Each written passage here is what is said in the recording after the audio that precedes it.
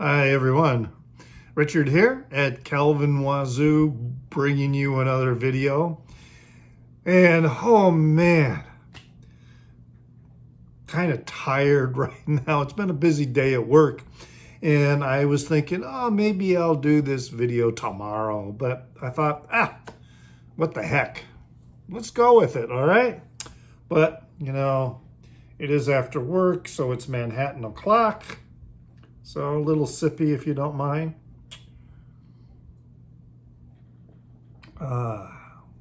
So today, as the title suggests, I'm going to take a journey through Joy Division. And, Joy Division is one of those bands that they're iconic, influential, but not one that I really paid a lot of attention to. I mean, sure, I got this in my collection. And for a long time, Unknown Pleasures was basically the only Joy Division material I had. And I was happy with it. But then one day, this past weekend, I was out vinyl shopping. And I found some more Joy Division goodies. And I have an almost complete collection of Joy Division material now. There might be one or two more EPs out there that I don't have. And I know that there is some material when they were playing under a different name before they became Joy Division, that something was put together and released after they were no longer known as Joy Division. It's just a really interesting story about this band. So let's start off with. They formed in 1976, and the two principal players who formed the band were Bernard Sumner, guitar, and Peter Hook on bass. And through the years, the initial phases, they had Terry Mason on drums, who then was replaced with Tony Tabak. And then eventually they got Steve Brotherdale on drums, who kind of rubbed people in the band the wrong way. And while they were driving home from a gig, they told him, hey, can you go out and check the tire? I think it's flat. So he gets out of the car to check the tire, and they drive away and they leave him. That's how he was ousted from the band. And then eventually Stephen Morris settled in with the band playing drums. And then also they brought in Ian Curtis, who was their primary singer for the duration of the band. Sumner and Hook were prompted into forming a band after they watched the Sex Pistols. And they were, going to be doing their own punk thing, and that was kind of how they started. But their style shifted to a more, it wasn't such an in-your-face, aggressive kind of punk that you might associate with, someone like the Sex Pistols. But it was a more, I don't know, you could call it maybe a little more cerebral, a little more laid back, but it was still pretty intense. So as a result, they became known as the first post-punk band in launching, that movement. but their roots were definitely solidly in the punk scene. So they formed a band called Warsaw, and which was named after the David Bowie song that I believe is on Low, which was Warsaw, but the Polish pronunciation of it, Warsaw, or something like that. And they debuted under this name at a gig called the Electric Circus in May of 1977. And they were doing some recording, at that time. And then, one of the recorder producers, said, "Man, you guys need to tone things down a bit. Let's add some synthesizer to it." And they, at that time, completely rejected that concept, and they decided to, find some other people to help them get their career going. They had an EP, their first EP debuted in June of 1978. So they formed in 1976, June 1976. With the original members. So yeah, this was like, when I graduated from high school, they were forming a band. So they were not a whole lot older than me. And then the Ideal for Living, their first EP, that came out in June of 1978. And I don't have a copy of that EP, so I guess I'm going to have to, see if I can find one. It had the photo of Hitler Youth on it. And at the time, some of the band members, they admitted they had somewhat of an infatuation with the history of Nazism. But at the same time, it wasn't like they were dabbling in fascism or becoming enamored with fascism. Rather, they were selecting this imagery because they felt like they needed to remind people of the oppression and horror and murder people faced under the fascists of, Hitler and Mussolini during World War II. Kind of seems like people need that reminder again. People started to speculate that the band was neo-Nazi, which just made the band dig in even more, and with the imagery, etc. Then the next EP they did was called A Factory Sample, and that was when they went with the Factory label, which bought them out of a deal with RCA. So they were with RCA, I think, for an Ideal for Living. And then when Factory picked them up, they bought out the RCA deal so that they could be with them. And this was also about the time that Ian Curtis had his first severe seizure. So this was a specter that was with the band pretty much, from the start. Not exactly sure on the medical history. There's a couple books that I have discovered that I will have to get to, to read some more.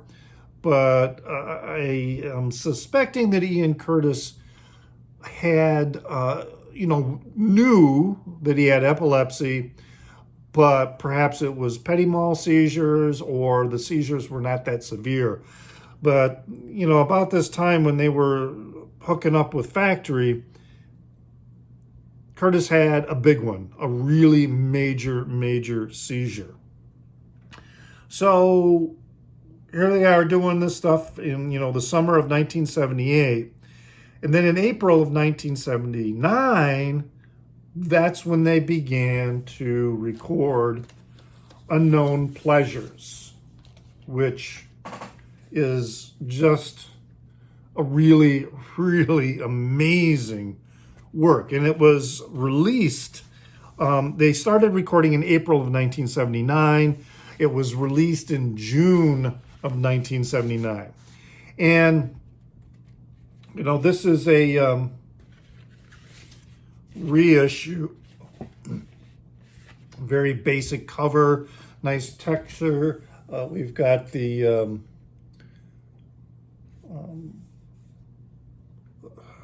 I'm trying to remember if this was a sonogram or if this was a ocean floor sonar picture. And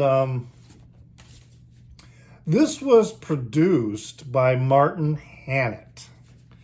All right, so Martin Hannett did some really interesting things during the recording of this record. He is primarily the person responsible for Joy Division developing the post-punk sound, because he added space to the recording and to the instruments, and he added a lot of other things, breaking bottles, even with Curtis's vocals on the song Insight. He had Curtis speak through a telephone line. That's how his vocals were recorded, so that it would produce this emphasis of distance and space. Now, Peter Hook in particular initially resented the engineering, the production on this, and he was unhappy. In fact, he said it made them sound like Pink Floyd. Stephen Morris, the drummer, he kind of liked it. And his thinking was, you don't want to hear a record when you go to a gig. See, that was kind of Peter Hook's complaint, is that the production for the album Unknown Pleasures sort of erased the intensity, even the violence that the band presented and brought to a live show. But Morris appreciated that difference. When you listen to a record, you want to listen to a record, and then when you go to a show, you want to hear something different. You don't want to hear the record when you go to a show. And I can kind of go along with that too. And Curtis also liked the way the recording really separated his vocals and made them prominent. Hook later came around, I think it was like near 2006, and he recognized the benefit that Hannett brought to the production of to Unknown Pleasures in bringing that space, to the recording. In fact, he said that it was the first time that he really heard Sumner's guitar playing and Curtis's vocals, because when they were playing, they played really, really loud, and they really couldn't hear each other. So this was like the first time he could do it. The album, when it was released, was a phenomenon. It was just, amazing accolades. And over the years, it has become known as one of the most influential post-punk albums ever, and also one of the most influential albums of all genres ever. In 2003, the publication New Musical Express ranked it as number 41 of the top 100 albums of all time. Rolling Stone in 2013 ranked it number 20 of the top 100 best debuts.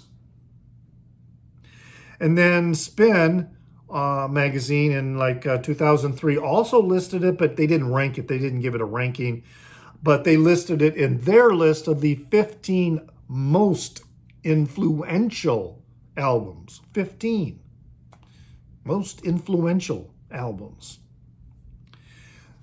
And, it's really kind of hard to dispute these accolades. I mean, right with the opener, with the opening song Disorder, you've got this Hook playing this incredible bass line. And then you could hear how some of the other effects are being added, by Hannett. And then when you go to the next tune, Day of the Lords, you got this almost dirge-like sound, and with Sumner, he making his guitar snarl, and then Curtis, his haunting voice, especially, it always made a huge impact when he's just like almost chanting, "Where will it end? Where will it end?" And this darkness and driving force in the music, just really, really amazing. Then you got Candidate, that kind of fades in with this distorted guitar that builds on this great musical bass line. We've got that. And then of course, it ends with this very airy, ethereal guitar.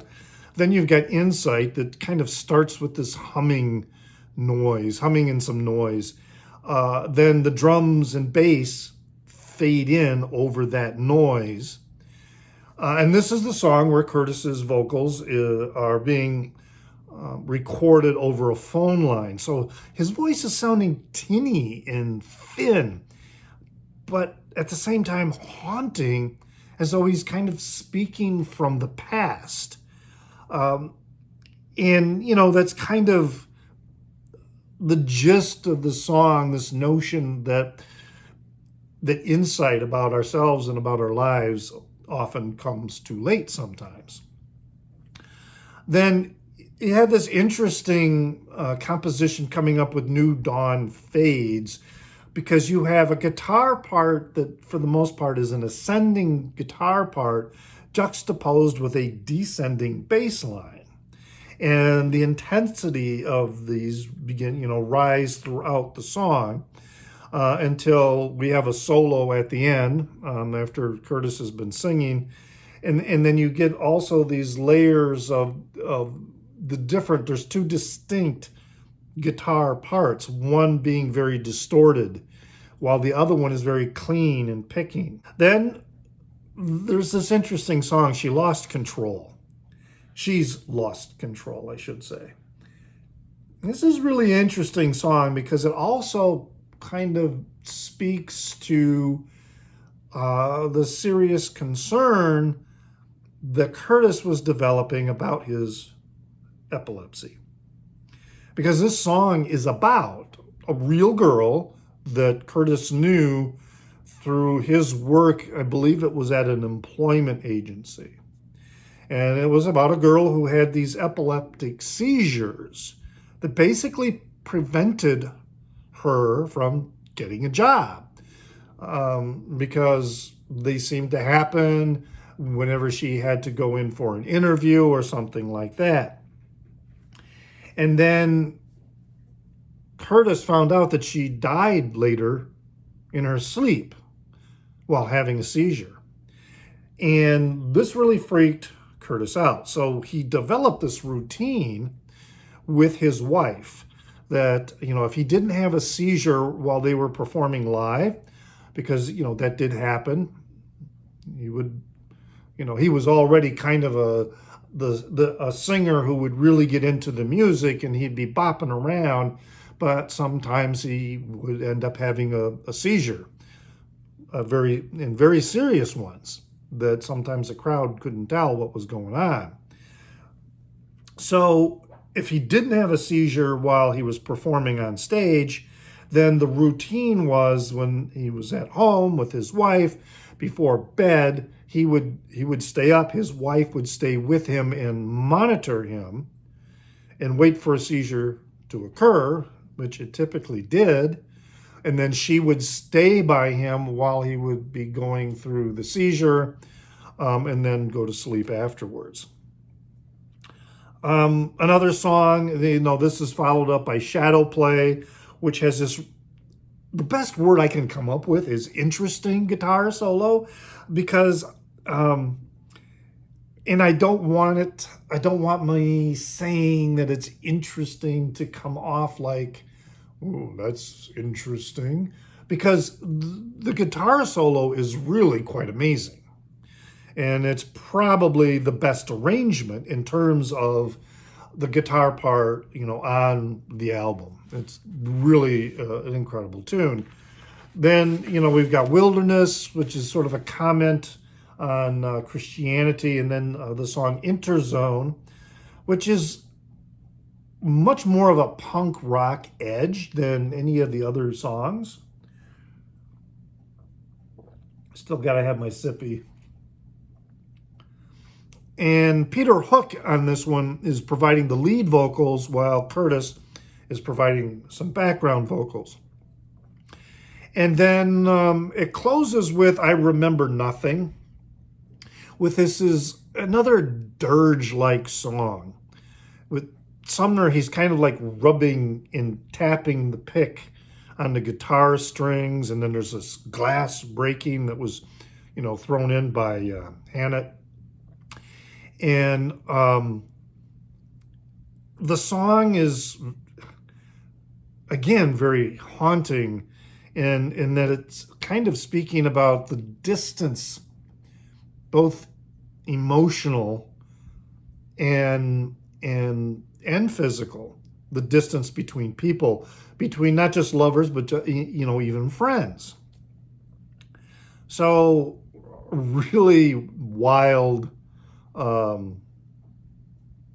selection of really incredible songs. And of course, in case you don't know, they went after they decided to skip the title or the band name Warsaw. They decided to go with Joy Division, and taking the title from the name, if it was from a fictional book, the name that was given to female concentration camp inmates who were raped by German guards. They were used for the sexual pleasure of the German guards, so it was rape. So they were raped by the Germans, and that sort of twisted name, the Joy Division, and that's where it comes from. When this was released, sales were a bit sluggish. Not until this came out. This is an EP. All right, Transmission, which was initially recorded to go onto Unknown Pleasures, but it didn't make the cut.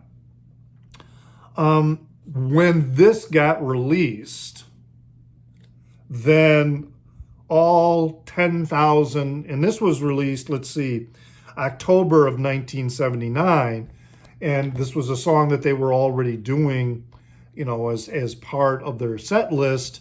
And Unknown Pleasures came out in July, I think I said, June. That was June of 1979. So this came out shortly after in October. So when it came out, that first 10,000 run of Unknown Pleasures sold out. And now this particular copy that I have was the re-release of it, which was from December of 1980. So it was originally recorded in 1978, but they decided to go back and re-record it for the EP. And the song was recognized, as being like one of their finest singles. Peter Hook recognized that they had something, because during a sound check, and they started playing the song, everybody else who was, wandering around, doing work and setting up or whatever, everybody stopped and just stood there and listened to them play. So Peter Hook at that time, knew that they had something good. And then there's a fellow, Greil Marcus. He wrote the book, The History of Rock and Roll in 10 Songs. This is what he said about the song Transmission. Transmission is not an argument. It's a dramatization of the realization that the act of listening to the radio is a suicidal gesture. It will kill your mind. It will rob your soul. Also, what was going on about this time is they were getting ready to tour. I mean, they were becoming now so successful, and they were playing enough gigs that they basically all quit their day jobs, and they started a tour of Europe in January of 1980. And that's a recording from that era is this one here, which is Joy Division live in Holland. This is recorded at the Paradiso Club in Amsterdam, January 11th, 1980. So a lot of songs here from Unknown Pleasures. So we've got, but we also have some songs that were later to appear on Closer. But, Transmission is on here. There's, let me see what else is on here. Passover is from Closer. Let me check here, the song lists. So yeah, Passover. Wilderness is from Unknown Pleasures. Digital is one that was unreleased. Day of the Lords is on Unknown Pleasure. Disorder is on Unknown Pleasure. Insight is on Unknown Pleasure. New Dawn Fades is Unknown Pleasure. Transmission, which was on the EP that was unreleased.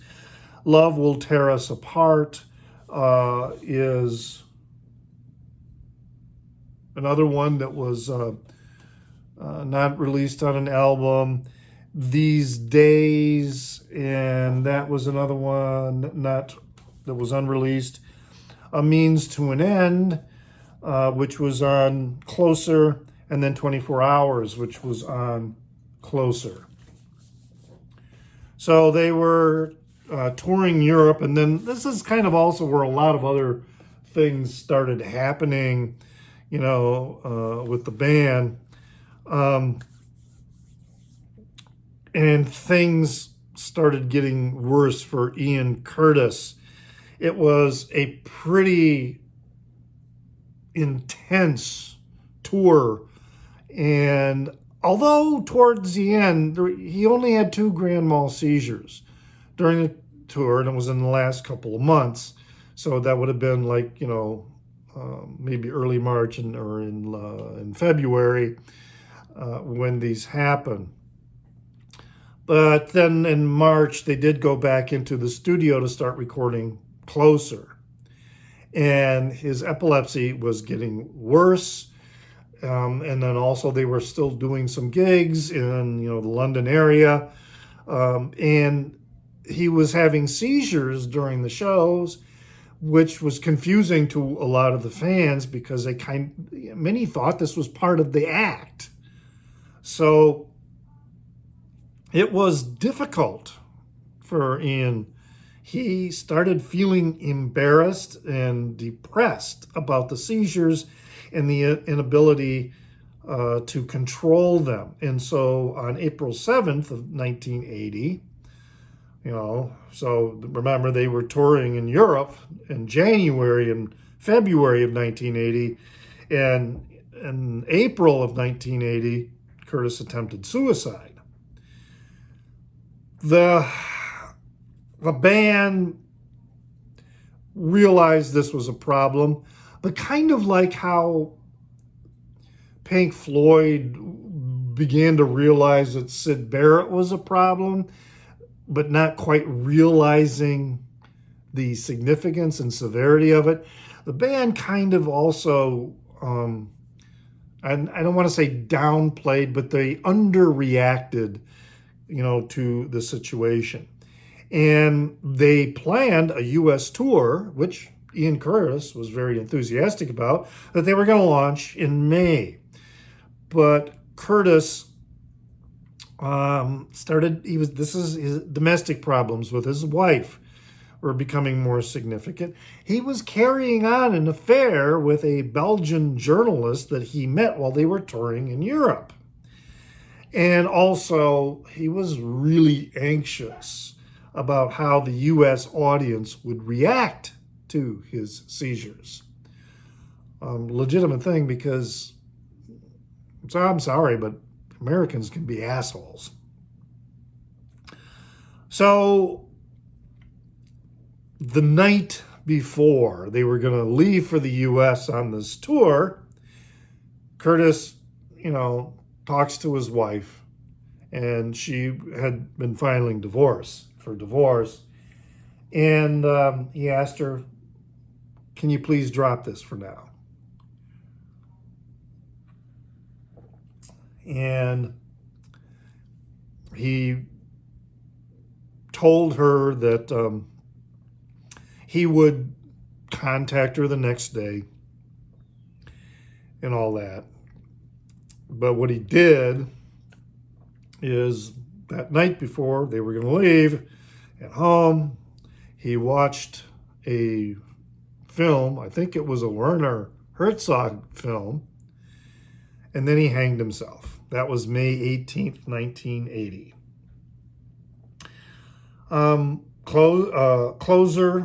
Closer, I should say.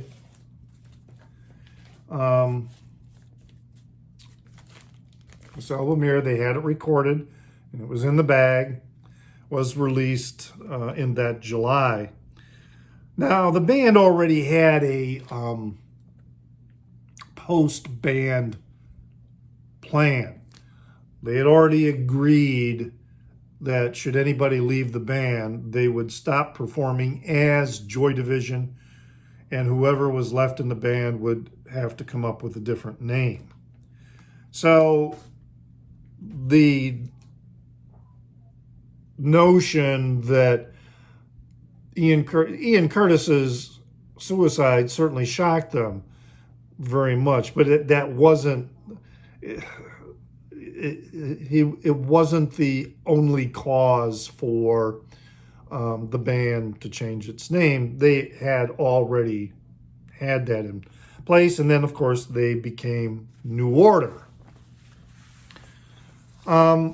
So this is interesting. Closer, I have a very new issue. It's the 40th anniversary limited edition on clear vinyl, and I have to say that of the clear vinyl records that I have, this is the best, because the vinyl is just absolutely beautiful in terms of there are just no flaws. I mean, I have a couple other clear vinyl pressings of other bands, and you might find a little fleck of black vinyl inside, or there are defects.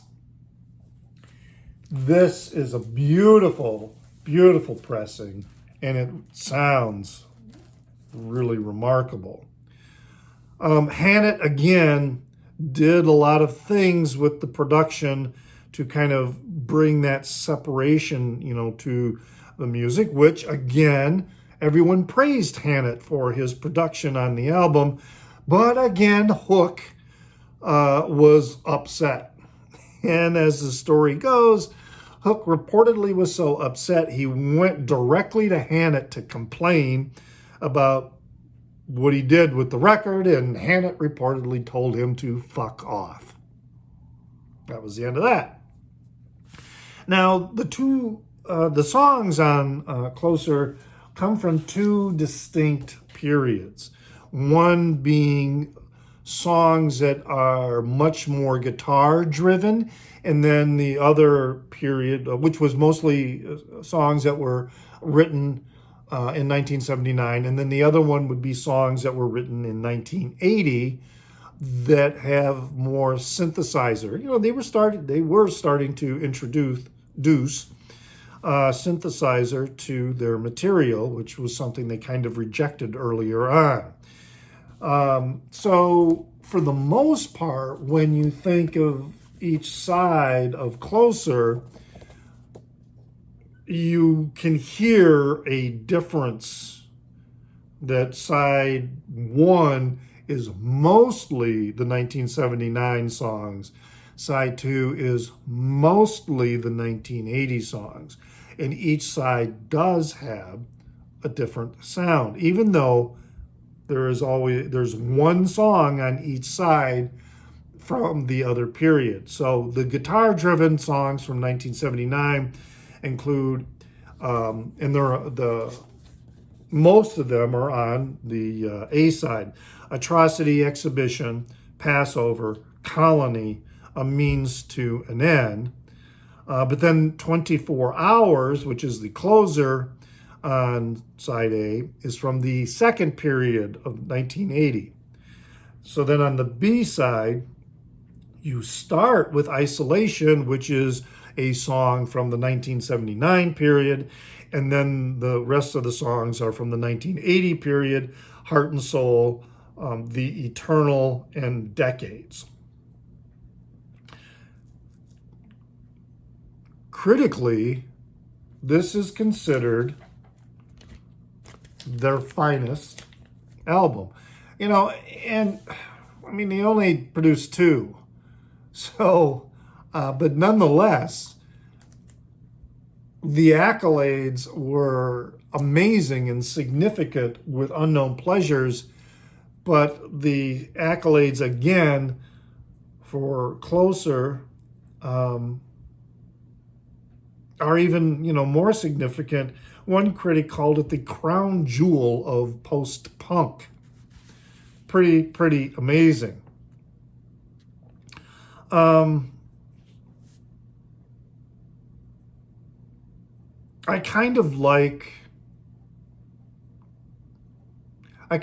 Closer a little bit better, but for a different reason. I still think Unknown Pleasures is just a remarkable album. But I certainly have discovered a lot more, and I think I'm going to be looking for those other EPs that I don't have, because obviously this material was not released, on the regular releases. And I would recommend, if you haven't, let me find the one that I'm going to talk about. Yeah, here we go.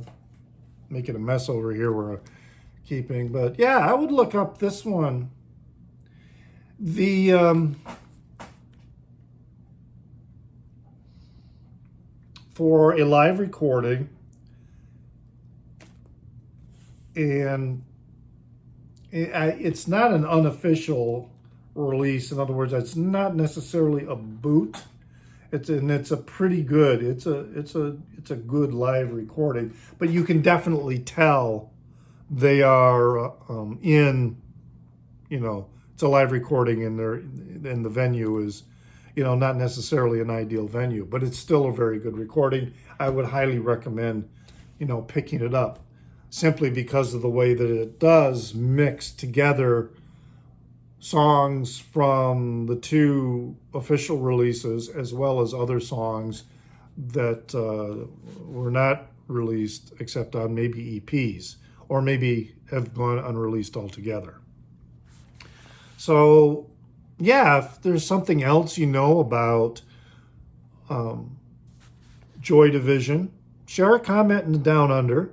I would appreciate, hey, subscribe to my channel so you will know when I am producing other ones. I'm sorry this one is going on a little long. I see my timer says I'm approaching 41 minutes.